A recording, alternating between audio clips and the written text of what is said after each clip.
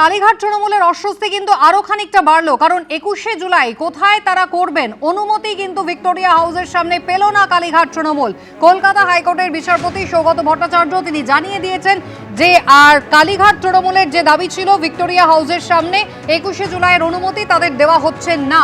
কথা বলবো সৌভিক মজুমদার আমাদের প্রতিনিধি রয়েছেন আমাদের সঙ্গে। সৌভিক, সেক্ষেত্রে বিকল্প কি হতে পারে? দেখো, প্রথমত কালীঘাট তৃণমূলের পক্ষে অত্যন্ত খারাপ খবর যে তাদেরকে ভিক্টোরিয়া হাউসের সামনে এবার 21শে জুলাই কর্মসূচির অনুমতি দেওয়া হচ্ছে না। আদালত তার পর্যবেক্ষণে একেবারে স্পষ্ট করে বলে দিয়েছে আর কিছুক্ষণ পরেই সেই চূড়ান্ত নির্দেশও দেওয়া হবে। এখন 3টে বিকল্প জায়গার প্রস্তাব ইতিমধ্যেই দেওয়া হয়েছে, যেটা নিয়ে পুলিশের তরফ থেকে ভাবনা চিন্তা করা হবে। প্রথমত ডরিনা ক্রসিং, দ্বিতীয়ত এসপ্ল্যানেড ইস্ট এবং তৃতীয়ত হলো বিড়লা তারামণ্ডলের সামনের অংশ। এই 3টে জায়গা বিকল্প জায়গা হিসেবে নাম উঠে এসেছে এবং সেটা কালীঘাট তৃণমূলের তরফ থেকে প্রস্তাব করা হয়েছে এবং আদালতের তরফ থেকে পুলিশকে পরামর্শ দেওয়া হয়েছে এবং অল্প সময় দেওয়া হয়েছে তারা এই বিষয়ে ভাবনা চিন্তা করুক এবং নিজেদের অবস্থান স্পষ্ট করুক যে এই 3টি জায়গার মধ্যে কোনো জায়গায় এই অনুমতি দেওয়া সম্ভব কিনা। ফলে দুপুর 12:30 অবধি সময় দেওয়া হয়েছে।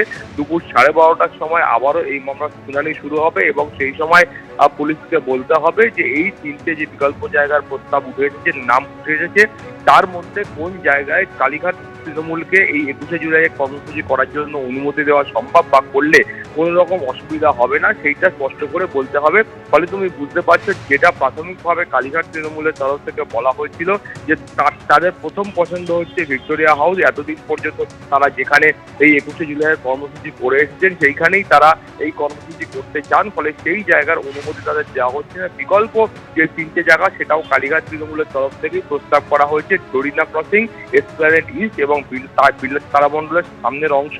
ফলে এই 3টের মধ্যে যেখানে পুলিশের আপত্তি থাকবে না বা অসুবিধা থাকবে না সেইখানেই কিন্তু কালীঘাট তৃণমূলকে 21শে জুলাইয়ের জন্য অনুমতি দেওয়া হবে। এমনটাই কিন্তু প্রাথমিক পর্যবেক্ষণ মাননীয় বিচারপতি সৌগত ভট্টাচার্যের। ফলে পরবর্তী পর্যায়ে যে বিচার প্রক্রিয়া আছে সেইটা শুরু হলে তারপরে চূড়ান্ত হবে যে এবছরের 21শে জুলাইয়ের জন্য কালীঘাট তৃণমূল ঠিক কোন জায়গাটা জন্য অনুমতি পাচ্ছে।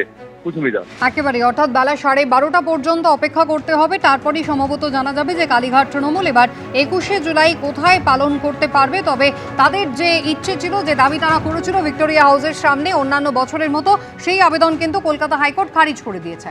গ্রেফতার তৃণমূল নেতা ও নৈহাটি পুরসভার প্রাক্তন পুরপ্রধান অশোক চট্টোপাধ্যায়। বিজেপির আয়োজিত কর্মসূচিতে বিজেপি কর্মীদের মারধর এবং বাড়ি ভাঙচুরের অভিযোগে গ্রেফতার করা হয় তাকে। 2025 সালে অপারেশন সিঁদুরের সাফল্যে এই কর্মসূচির আয়োজন করা হয়েছিল, এমনটাই দাবি বিজেপির। এর আগে গঙ্গা থেকে বালি পাচারের অভিযোগে গ্রেফতার করা হয় প্রাক্তন পুরপ্রধানের ছেলেকে। পালাবদলের পর গ্রেফতার হলেন প্রাক্তন পুরপ্রধান।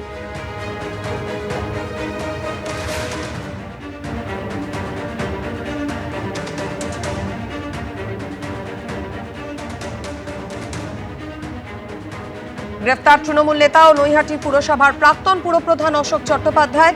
বিজেপির আয়োজিত কর্মসূচিতে বিজেপি কর্মীদের মারধর এবং বাড়ি ভাঙচুরের অভিযোগে তাকে গ্রেফতার করা হয়। 2025 সালে অপারেশন সিঁদুরের সাফল্যে একটি কর্মসূচির আয়োজন করা হয় বিজেপির পক্ষ থেকে, আর সেখানেই বিজেপি কর্মীদের মারধর এবং তাদের বাড়ি ভাঙচুরের অভিযোগ ওঠে প্রাক্তন পুরপ্রধানের বিরুদ্ধে।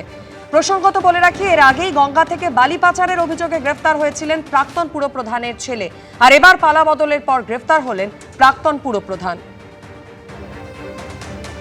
তৃণমূল নেতা ও নৈহাটি পুরসভার প্রাক্তন পুরপ্রধান অশোক চট্টোপাধ্যায়, তাকে গ্রেফতার করা হয়েছে। ব্যাংক প্রতারণা মামলায় তল্লাশিতে উদ্ধার হলো 1,55,00,000 টাকা। হাওড়া থেকে 3 জনকে গ্রেফতার করেছে কলকাতা পুলিশ। আবির দত্ত আমাদের প্রতিনিধি এই বিষয় নিয়ে আরো বিস্তারিত আমাদের জানাবেন। আবির, ঠিক কি অভিযোগ এদের বিরুদ্ধে? দেখো, শুরুতেই তোমায় বলবো, কলকাতা পুলিশের তরফ থেকে তল্লাশি চালিয়ে এক ব্যক্তির বাড়ি থেকে বিপুল টাকা উদ্ধার হয়েছে। 1,55,00,000 টাকা উদ্ধার হয়েছে এমনটাই জানা যাচ্ছে।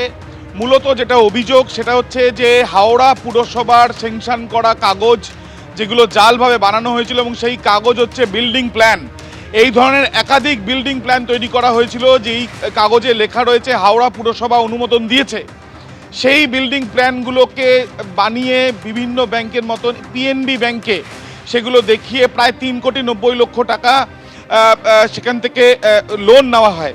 সেই লোন তারপরে দেওয়া হয়নি। এরপর কলকাতা পুলিশে অভিযোগ যখন আসে, হেয়ার স্ট্রিট থানাতে লিখিত অভিযোগ হয়, সেই অভিযোগের ভিত্তিতে কলকাতা পুলিশের তরফ থেকে তদন্ত করা হয়। পরবর্তীকালে তদন্ত ভার চলে যায় কলকাতা পুলিশের গোয়েন্দা শাখার কাছে। ডিডির তরফ থেকে একটা এসআইটি তৈরি করা হয় এবং যেটা জানা যাচ্ছে যে অ্যাডিশনাল সিপি তার তরফ থেকে আমরা যেটা জানতে পাচ্ছি যে এই যে টিম তৈরি করা হয় সেই টিমের তরফ থেকেই কিন্তু এই তল্লাশি অভিযান চালানো হয়েছিল। অ্যাডিশনাল সিপি কুণাল আগরওয়াল তিনি যেটা জানাচ্ছেন যে এই যে গতকাল রাত্রিবেলা যে দীর্ঘ তল্লাশি চালিয়ে প্রায় 1,55,00,000 টাকা উদ্ধার হয়েছে এবং এই 1,55,00,000 টাকা যে টাকা উদ্ধার হয়েছে সেই টাকা ছাড়াও 3 জনকে গ্রেপ্তার করা হয়েছে। এই 3 জনের মধ্যে মানস রায় বলে এক ব্যক্তি রয়েছে, তাপস রায় বলে একজন ব্যক্তি রয়েছে এবং তন্ময় রায় বলে একজন ব্যক্তি রয়েছেন। 3 জনকেই আজকে ব্যাংশাল আদালতে পেশ করা হবে। কলকাতা পুলিশের তরফ থেকে দুটো বিষয় দেখা হচ্ছে, যে বিল্ডিং প্ল্যান যেগুলো স্যাংশন করা হয়েছে বলে যে কাগজগুলো ব্যাংকে জমা দেওয়া হয়েছিল সেগুলো জাল মনে করা হচ্ছে এবং সেগুলো কোথা থেকে বানানো হলো, এই ধরনের কত বিল্ডিং প্ল্যান তৈরি করা হয়েছে, এই বিল্ডিং প্ল্যানগুলো দিয়ে অন্য কোনো বিল্ডিং তৈরি হয়নি তো অবৈধ, সেই বিষয়গুলো যেমন দেখা হচ্ছে। তার সাথে সাথে এই যে ব্যাংকের তরফ থেকে যে অভিযোগ করা হয়েছিল সেই অভিযোগের ভিত্তিতে যে তদন্ত শুরু হয়, তারপরে এত ক্যাশ কেন রাখা হয়েছিল সেখানে, সেই বিষয়গুলো দেখা হচ্ছে। এই মানস রায় সে স্থানীয়, তার যথেষ্ট প্রভাব ছিল এবং সেই বিষয় নিয়েও কিন্তু ইতিমধ্যে তথ্য সংগ্রহের প্রক্রিয়া চালানো হচ্ছে, এমনটাই পুলিশ সূত্রে খবর। বাকি টাকা কোথায় সেই খোঁজও করা হচ্ছে বলে পুলিশ সূত্রে জানা যাচ্ছে। ধন্যবাদ আবির। এবিপি আনন্দ, এগিয়ে থাকে, এগিয়ে রাখে।